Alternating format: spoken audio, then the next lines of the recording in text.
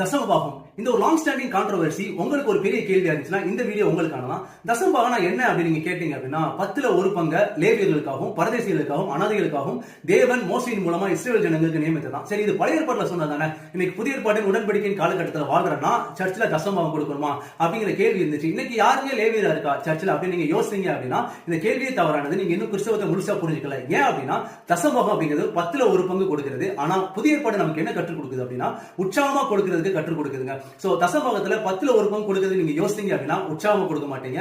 நீங்க உற்சாகமா கொடுக்கறவங்களா இருந்தீங்கன்னா 10ல் 1 பங்கு கொடுக்கிறதுக்கு யோசிக்க மாட்டீங்க.